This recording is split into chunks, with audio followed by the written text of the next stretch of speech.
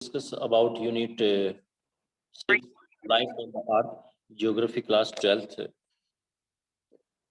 In the last video we have discussed about biosphere or biomes or ecosystem. Today we are going to discuss about on this chapter life on the earth, remaining part after the biosphere and ecosystem. Ecology discuss कर चुके थे. What is ecology?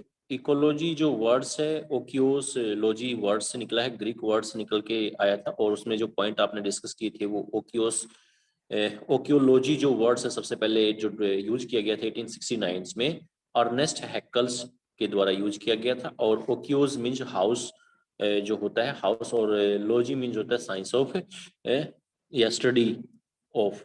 तो study of house hold is called ecology.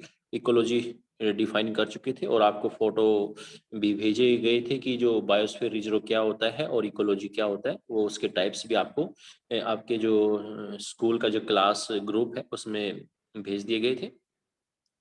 तो types of ecosystem discuss कर चुके थे और उसमें structure of function and ecosystem जो है आपका वो पॉइंट रहता है, वही पॉइंट अब इस वीडियो के अंदर हम डिस्कस करेंगे. Structure and functions of ecosystems. The structure of an ecosystem involves a description of the available plant and animal species. From a structural point of view, all ecosystem consist of abiotic and biotic factors. तो abiotic factors वो होते हैं जिनमें life नहीं होती, biotic factor वो होते हैं जिनमें लाइफ होती है.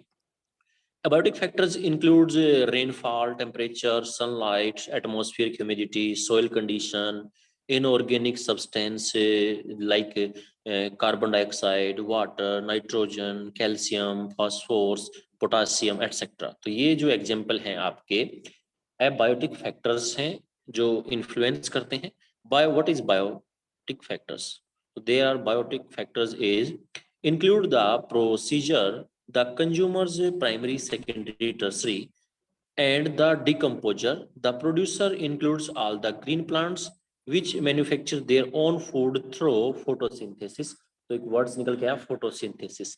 तो फोटोसिंथेसिस एक प्रोसेस है जिसमें जो प्लांट हैं वो अपना फूड तैयार करते हैं सनलाइट से, सन एनर्जी लेके, सोयल से सोयल एनर्जी को लेके और वाटर को लेके.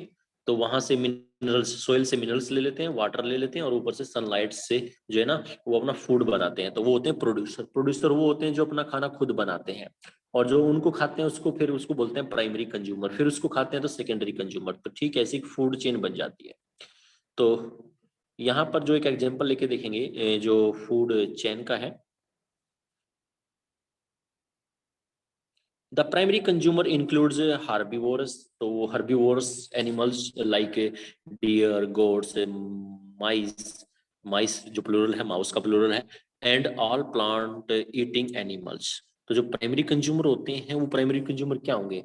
वो ग्रास को खाएंगे, जो जिन्होंने अपना जो खुद खाना जिन्होंने खुद बनाया है उनको खाने वाले जो कहलाते हैं वो प्राइमरी कहलाते हैं. क्या कहलाते हैं? प्राइमरी कंज्यूमर कहलाते हैं. तो जैसे ग्रास ऊपर होता है, तो ग्रास ऊपर जो ग्रास को खाता है जिसको टिड्डा बोलते हैं, टिड्डा घास को खाता है. तो जो यहाँ पर ग्रास ऊपर है वो प्राइमरी कंज्यूमर है और जो प्लांट है वो प्रोड्यूसर है. तो जो इसको हम शाकाहारी कह सकते हैं. ठीक है, तो ये शाकाहारी होते हैं जो ऐसे प्लांट्स को जो सेल्फ अपना जो फूड बनाते हैं उनको जो कंज्यूम किया जाता है उसको बोलते हैं शाकाहारी. तो जैसे आप अनाज से, गेहूं से आटा बना के, रोटी बना के आप खाते हैं तो आप क्या है? एक प्राइमरी कंज्यूमर है. वहां पे पॉइंट क्या है आपका? प्राइमरी कंज्यूमर वाला है. तो उसको प्राइमरी कंज्यूमर को क्या बोलेंगे? जो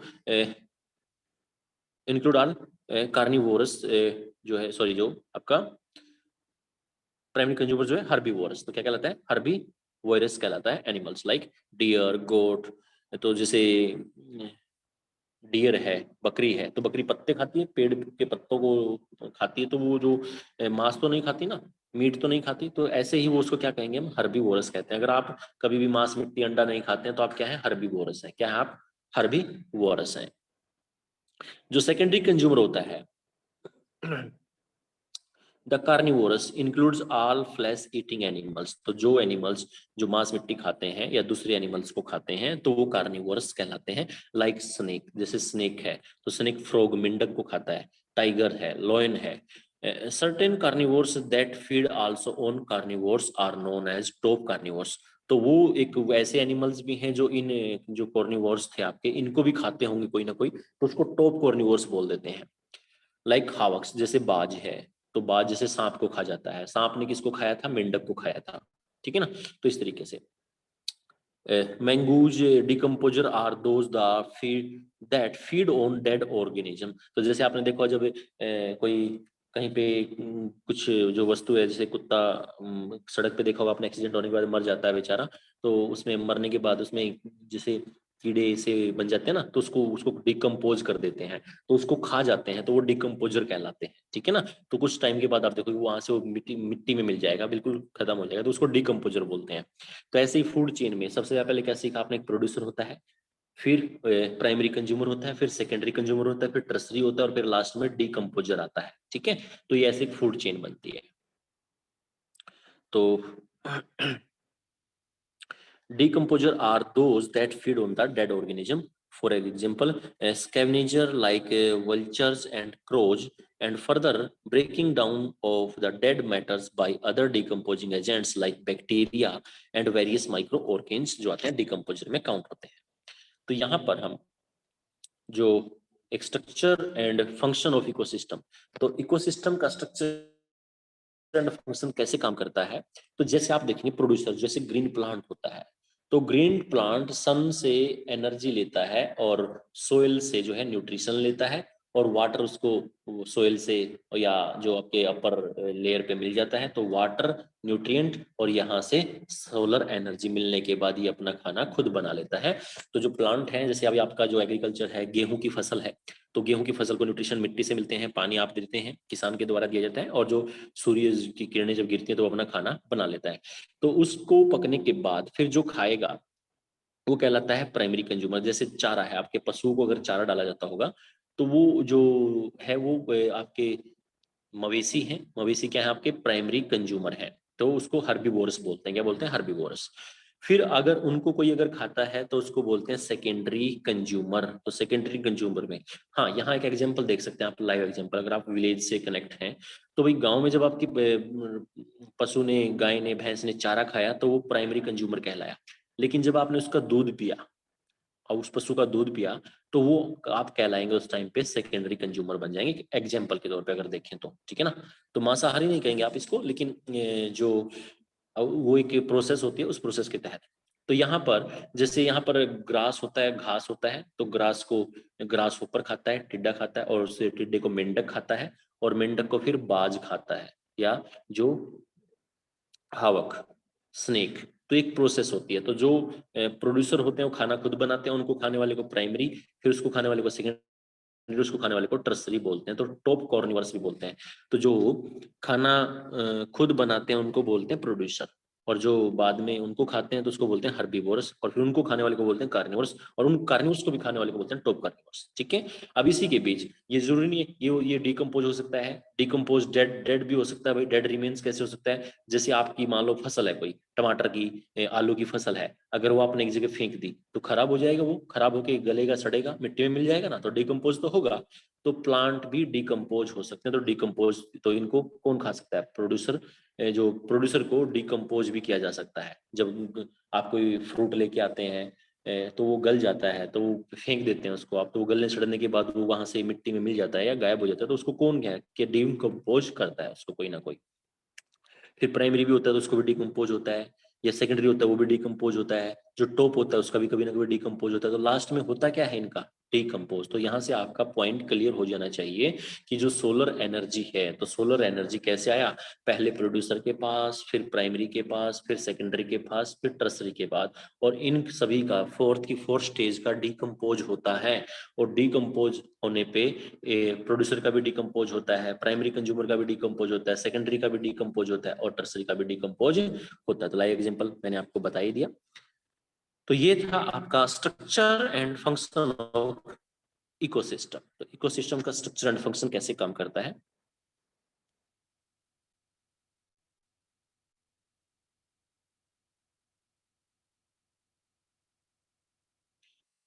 तो यहाँ पर डिस्कस करेंगे टाइप्स ऑफ बायोम्स। बायोम्स होते क्या हैं?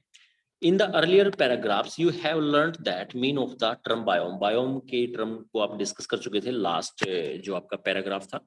Let us now try to identify the major biomes of the world. There are 5 major biomes. तो इंडिया के जो वर्ल्ड्स के अंदर 5 मेजर बायोम्स में डिवाइड किया गया है, जैसे forest biomes, desert biome, grassland biome, aquatic biome, altitudinal biomes. Some feature of these biomes are given in table 15.9. तो ये biomes जो different locations पे होते हैं, तो जब words की mapping आपको आती है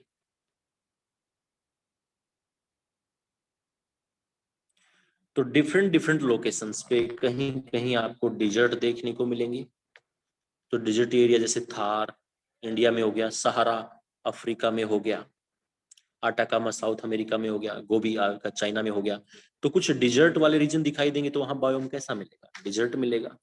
फिर जो फॉरेस्ट हैं, कहीं पे जो आपके ट्रॉपिकल एवरग्रीन फॉरेस्ट पाए जाते हैं, तो ट्रॉपिकल एवरग्रीन फॉरेस्ट जो ट्रॉपिकल रीजन में पाए जाते हैं, तो जहाँ ट्रॉपिकल एवरग्रीन फॉरेस्ट पाए जाते हैं तो वहां पर जो मिलेगा आपको कैसा मिलेगा? फॉरेस्ट बायोम मिलेगा। ठीक है। फिर टुंड्रा बायोम जो बात करते हैं, जहाँ एल्टीट्यूडनल मीन्स क्या था कि एल्टीट्यूडनल मीन ऊंचाई के हिसाब से जो देखते हैं, ठीक है ना, ऊंचाई बढ़ती जाती है तो पहाड़ों में आप जाके देखते हो तो किसी तरीके जो जीव जंतु हैं, पेड़ पौधे हैं, उनका स्ट्रक्चर बदल जाता है, तो वो अलग तरह का बायोम होता है। और एक फिर बायोम जो आपका ओशियंस है आपके, जैसे आपका अटलांटिक ओशियन है, इंडियन ओशियन है, पैसिफिक ओशियन है, तो इस ओशियंस के अंदर भी तो डिफरेंट टाइप्स की फिशेज स्पेसीज जो है, क्रोकोडाइल्स, तो ये काफी सारी चीजें देखने को मिलती हैं। तो वो बायोम्स कैसा है? एक्यूटिक बायोम्स है। और वो एक्यूटिक बायोम्स भी 2 टाइप से डिफाइन किया था। एक जो था मैरीन, मैरीन वो है जो आपका सी और ओशियंस को देखने को मिलता है, और जो फ्रेश वाटर जो वाला है वो आपका जो किसी कॉन्टिनेंट्स के अंदर जो लेक्स होती हैं, झीलें होती हैं, पॉन्ड होते हैं, तो उसी लोकेशन में जो पाए जाते हैं तो उसको एक्यूटिक फ्रेश वाटर बायोम्स कहते हैं। तो यहाँ पर 2 टाइप्स के बायोम हम लास्ट वीडियो में डिस्कस किए थे। जिस स्टूडेंट्स ने लास्ट वीडियो नहीं देखी है तो उस वीडियो को जरूर देख लीजिएगा। तो जो बायोम्स थे हमारे पास, तो बायोम्स को डिस्कस किया गया था 2 टाइप से। एक जो बायोम्स था टेरेस्ट्रियल बायोम्स था, और सेकंड जो था एक्यूटिक बायोम्स था। टेरेस्ट्रियल बायोम्स के जो है ना 5 टाइप्स थे जो अभी डिस्कस किए हैं, और एक्यूटिक बायोम्स के 2 टाइप्स थे। एक कौन सा था? मैरीन, और एक कौन सा था? Fresh water. तो इस तरीके से बायोम्स को डिफाइन किया था। अब बात करते हैं biological cycle. What is biological cycle? Biological cycles, the sun is the basic source of energy on which all life depends. This energy initiated a life process in the biosphere through photosynthesis, the main source of food and energy for green plants. During photosynthesis, carbon dioxide is converted into organic compounds and oxygen. Out of the total solar insolation that reach the Earth's surface, only a very small fraction, 0.1%, is fixed in photosynthesis. More than half is used for plants' respiration, and the remaining part is temporarily stored or is shifted to other portion of the plant. तो जो biological cycle होता है, तो biological cycles में क्या होते हैं, जो फोटोसिंथेसिस होता है उसमें कार्बन डाइऑक्साइड जो कन्वर्ट होती है वो ऑर्गेनिक कंपाउंड्स में कन्वर्ट कर ली जाती है, और जो टोटल सोलर इंसोलेशन होता है उसको यूज किया जाता है, उसका एक स्मॉल पार्ट यूज किया जाता है फॉरेस्ट जो आपके प्लांट्स होते हैं। Life on Earth consists of a great variety of living organisms. These living organisms exist and survive in a diversity of association. Such survival involves the presence of a systematic flow, such as flow of energy, water, and nutrients. These flows show variation in different parts of the world, in different season of the year. The under varying local circumstances, studies have shown that for the last 1 billion years, the atmosphere and hydrosphere have been composed of approximately the same balance of chemical components. This balance of the chemical elements is maintained by a cycle passage through the tissues of plants and animals. The cycle starts by absorbing the chemical elements by the organism and is returned to the air, water and soil through decomposition. These cycles are largely energized by solar insolation. These cycle movements of chemical elements of the biosphere between the organism and the environment are referred to as biochemical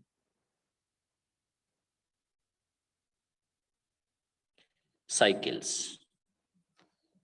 Bio refers to living organism and geo to rocks, soil, air and water of the earth. तो bio जियोकेमिकल्स जो react होता है organism क्या होता है, इसमें bio means जो होता है लिविंग ऑर्गेनिज्म होता है और जियो मीन्स रॉक्स होती हैं।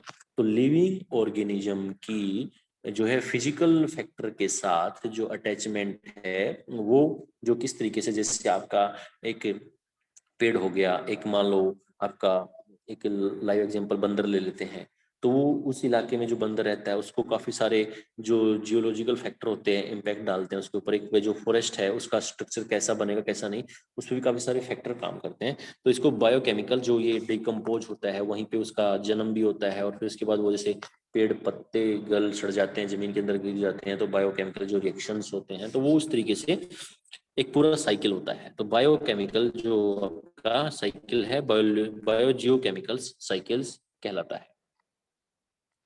Next point is the water cycle. Water cycle को डिस्कस करेंगे कि वाटर साइकिल कैसे होता है। लास्ट क्लास में डिस्कस भी कर चुके थे जब हम वाटर इन ओशियंस पढ़ रहे थे। तो all living organism and atmosphere and the lithosphere maintain between them the living organism, the atmosphere and the lithosphere maintain between them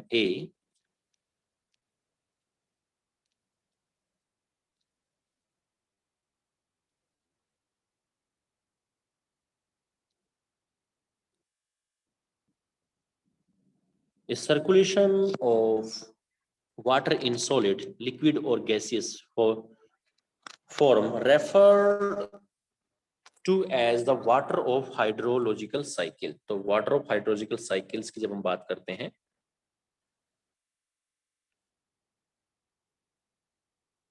तो उसमें आपने लास्ट क्लास में क्या देखा था कि जैसे ही स्नोफॉल होता है हिली एरिया में और वो फिर मेल्ट करके रिवर्स के द्वारा ओशियंस में आता है और ओशियंस में आने के बाद फिर वो इवेपोरेशन के थ्रू एटमॉस्फेयर में चला जाता है, फिर वो कंडेंस होकर क्लाउड बना देता है और क्लाउड्स बनने पे कंडेंस होने पे वो रेनफॉल कर देता है। तो इस ऐसे एक साइकिल बनता है वाटर का। अब डिस्कस करेंगे कार्बन साइकिल। तो कार्बन साइकिल कैसे काम करता है, व्हाट इज कार्बन साइकिल। तो कार्बन कैसे बनती है, जैसे वाटर कैसे बनता है, कैसे डिसअपीयर हो जाता है फिर अपीयर हो जाता है, तो अपीयरेंस और disappearance how to maintain on the earth.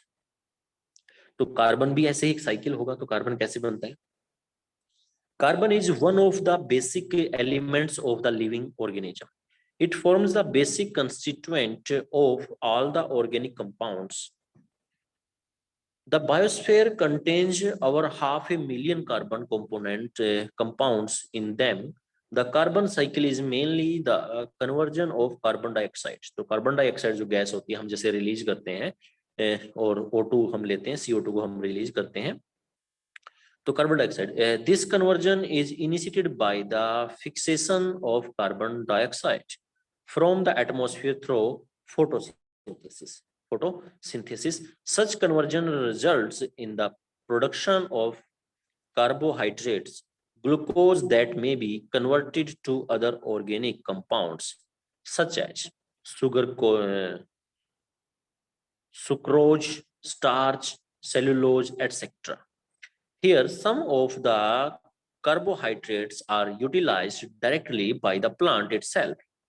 During this process, more carbon dioxide is generated and is released through its leaves or roots during the day.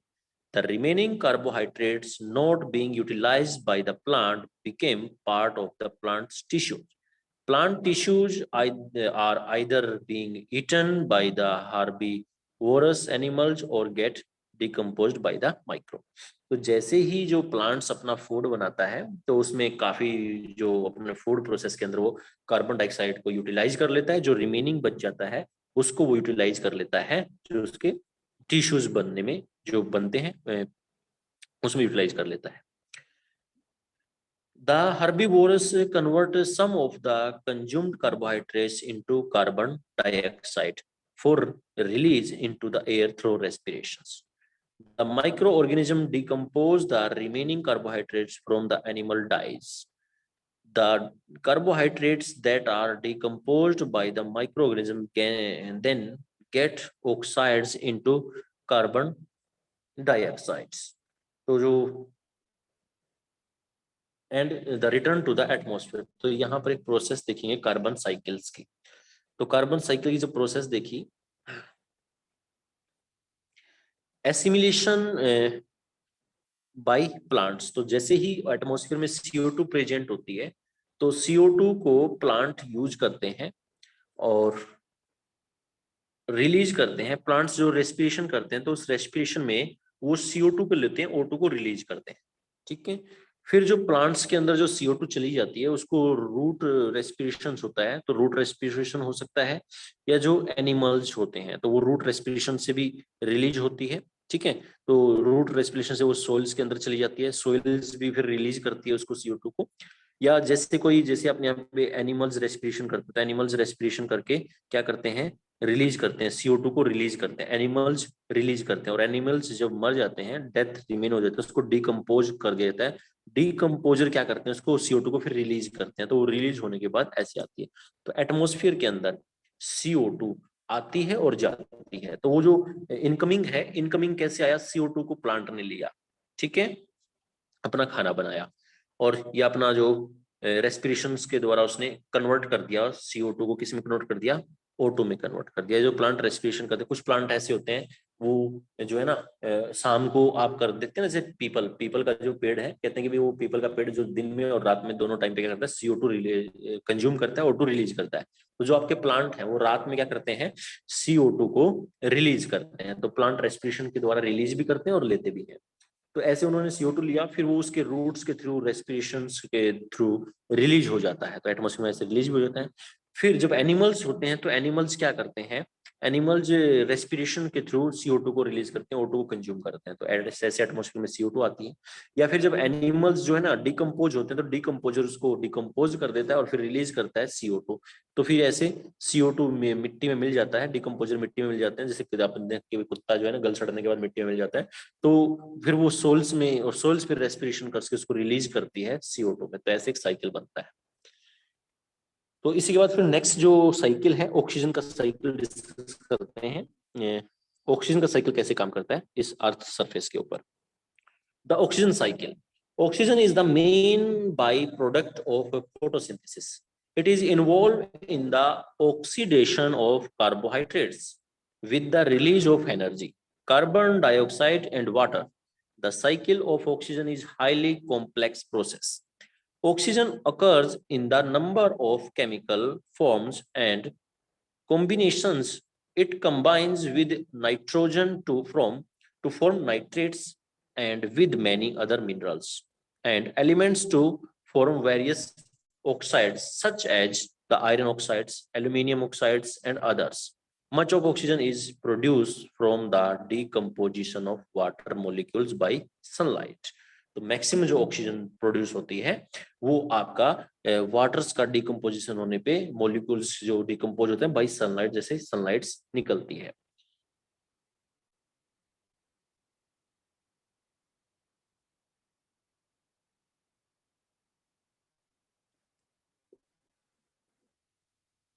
During photosynthesis and is released in the atmosphere through transpiration and respiration process of plants. तो transpiration last lecture में discuss कर चुके हैं। Transpiration जो keywords है आपके लिए कोई कीवर्ड्स नहीं है।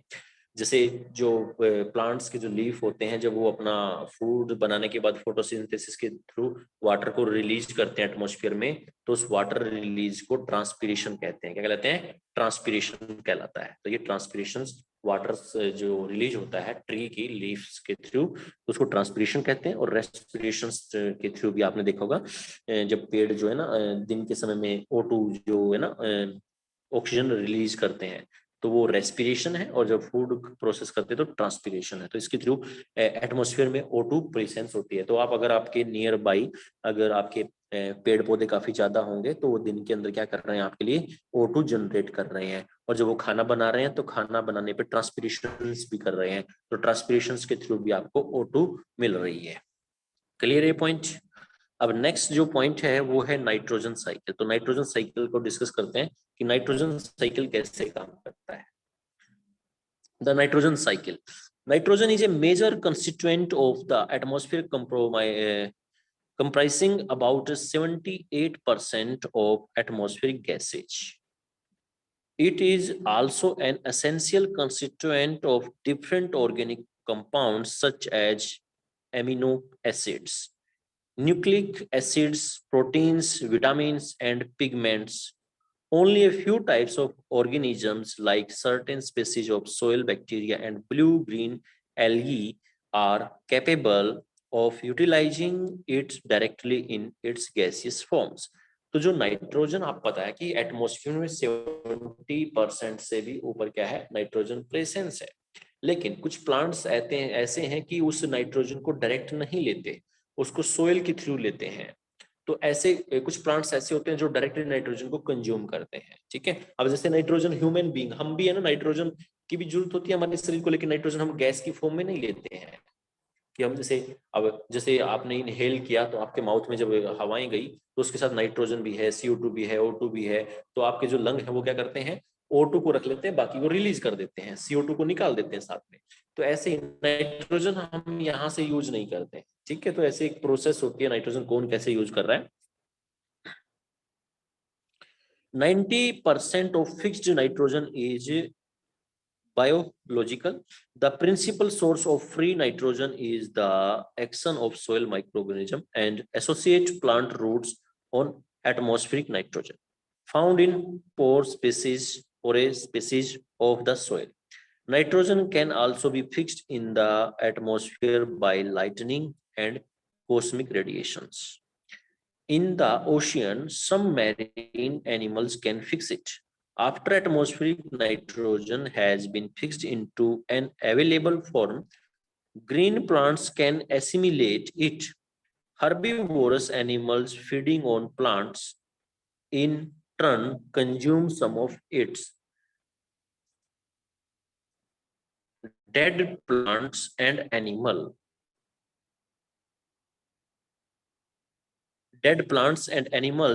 excretion of nitrogenous wastage are converted into nitrates by the action of bacteria present in the soil.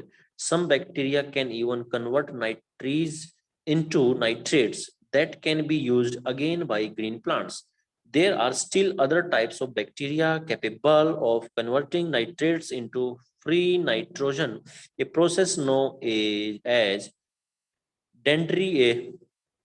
डेनिट्रीफिकेशन। तो जो सोइल्स के अंदर नाइट्रोजन का सोइल के अंदर कन्वर्ट होके प्लांट्स के द्वारा नाइट्रोजन ले लेना या उसको रिलीज कर देना जो कहलाता है, वो कहलाता है आपका डेनिट्रीफिकेशन कहलाता है। तो डेनिट्रीफिकेशन होता क्या है, तो नाइट्रोजन का जो एक साइकिल है उसी की एक प्रोसेस है, और उस प्रोसेस में यहाँ पर देखते हैं किस तरीके से वो डेनिट्रीफिकेशन होता है। तो एटमॉस्फेरिक जो नाइट्रोजन होती है, एटमॉस्फेरिक जो नाइट्रोजन है वो एटमॉस्फेरिक फिक्सेशन है आपका 71% जो प्रेजेंस है, सबसे ज्यादा मैक्सिमम जो गैस है वो आपके नाइट्रोजन ही है एटमॉस्फेयर के अंदर। अब वो जो बायोलॉजिकल फिक्सेशन होता है, तो बायोलॉजिकल जो आपने अभी देखा जो डिकम्पोज होते हैं, या इंडस्ट्रियल फिक्सेशन होता है, तो वहां से फिर ये नाइट्रेट्स जो कंपाउंड्स होते हैं, तो नाइट्रेट्स कंपाउंड्स इनको कन्वर्ट कर देते हैं और कन्वर्ट करके फिर एटमॉस्फेयर में नाइट्रोजन को रिलीज कर देते हैं। तो ये जो प्रोसेस है नाइट्रोजन का इस तरीके से पहुंचना, वो डेंट्रीफिकेशन कहलाता है। ठीक है, तो डेंट्रीफिकेशन पॉइंट्स क्लियर हो गया होगा आपको।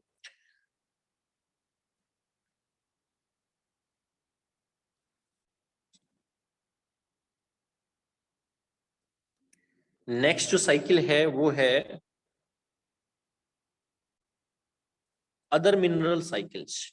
Other than carbon, oxygen, nitrogen, and hydrogen being the principal geochemical components of the biosphere, many other minerals also occur as critical nutrition for plant animal life. These minerals elements required by living organism are obtained initially from inorganic sources such as phosphorus, sulfur, calcium, and potassium. They usually occur as salts dissolved in soil water of lakes, streams, and sea. Mineral salt come directly from the earth's crust by weathering, where the soluble salt enter the water cycle, eventually reaching the sea. Other salt are returned to the earth's surface through sedimentations, and after weathering they again enter the cycle. तो यहाँ पर other mineral cycle की जब हम बात करते हैं, तो जैसे हम सोइल्स की बात करते हैं, सोइल्स पे हम क्रॉप कल्टीवेशन करते हैं, तो कहीं कहीं पे क्रॉप जो है अच्छी है, कहते हैं ना मिट्टी अच्छी है भाई, यहाँ पर की मिट्टी और पानी अच्छा है, तो यहाँ पर जो यील्डिंग है, तो यील्डिंग जो वेराइटीज जो होती है वो काफी यील्डिंग होती है यहाँ पर प्रोडक्शन। तो मैक्सिमम जो प्रोडक्शन होता है किसी प्लेस के अंदर, तो उसमें मिनरल्स होते हैं सॉइल्स में। या अब ये किसी खेत से आप अगर अपर सॉइल्स को अगर उठा लेते हैं, तो नीचे वाली जो सॉइल्स निकलती है वो इतना फर्टिल नहीं होती है। तो फर्टिल लैंड वो होती है जिसमें मिनरल्स देखे जाते हैं, और ये मिनरल्स का साइकिल भी बनता है। तो ये मिनरल्स जो है प्लांट के द्वारा कंज्यूम भी हो जाते हैं, और फिर इसको दोबारा से रिलीज भी किया जा सकता है। जैसे कुछ क्रॉप होती हैं जो नाइट्रेट्स, जो नाइट्रोजन क्रिएट करती हैं, जैसे आप खेतों में जो फसल लगाते हैं, कहते हैं साइकिलिंग होना जरूरी है। एक खेत में एक जैसी फसल मत लगाओ, क्योंकि वो हर बार क्या कर रही है, वही मिनरल्स को कंज्यूम कर रही है, तो वो मिनरल्स क्या हो चुके हैं, फिनिश हो चुके हैं। अगर आप डिफरेंट टाइप्स की क्रॉप लगाओगे उसमें, तो जैसे डिफरेंट टाइप्स की क्रॉप लगेगी, तो उसके न्यूट्रिशन लेने की जो है ना वो क्वालिटी कुछ और है, और वो कुछ ना कुछ न्यूट्रिशन रिलीज भी करेगी। तो आपकी सोइल्स के अंदर जब आपने एक फसल को, जो अपनी क्रॉप्स को चेंज कर दिया, तो उसने आपकी सोइल्स के अंदर जो मिनरल्स को रिलीज कर दिया। तो जब आप सेकेंड टाइम अगेन क्या करेंगे, आप नेक्स्ट जो क्रॉप लगाएंगे, तो उस क्रॉप के लिए ये जो मिनरल्स हैं जो अबंडेंट क्वांटिटी में होंगे, तो आपकी जो क्रॉप का जो प्रोडक्शन है वो बम्पर प्रोडक्शन होगा। तो इसीलिए साइकिलिंग करना जरूरी है। तो मिनरल्स का भी साइकिल होता है। तो इसी तरीके से ये मिनरल्स का साइकिल, किस तरीके से क्रॉप होती है डिफरेंट डिफरेंट टाइप्स की, तो वो इसको एक साइकिल करते हैं। और मेन साइकिल्स का जो कारण है यहाँ पर जो साल्ट है, साल्ट जो डिस्कम्पोज होता है न्यूट्रिएंट्स के तौर पे जो हमने देखा है, अदर सेडिमेंट्स साल्ट, और जो वेदरिंग, यहाँ एक वर्ड निकल के आया weathering, due to weathering. Weathering होता है क्या भाई, वेदरिंग होता है कि जैसे आपका टेम्परेचर का, रेनफॉल का, सीजन का जो डिफरेंट जो फैक्टर के तौर पे जब काम करते हैं, तो उनके अंदर प्रभाव, जैसे कि एक थोड़ा सा एक जो मिट्टी होती है, अगर आप एक उसको अपनी छत पे रख दोगे, तो कुछ टाइम के बाद देखना आप, जैसे बरसात होती है, गर्मी निकलती है, धूप गिरती है, तो उसके अंदर आप देखें काफी सारे चेंजेस देखने को मिलेंगे। तो वो जो चेंजिंग आए हैं, तो जो आपने एक मिट्टी का जो एक साइज में, जो बॉल साइज में लेके अपने पत्थर के टाइप में आपने छत पे रखा था, तो उसमें काफी सारे चेंजेस आएंगे। बरसात होने पे वो उसमें इरोजन भी हो जाएगा, वैसे बह जाएगा थोड़ा सा, तो ऐसा नहीं होगा जैसा आपने रखा था।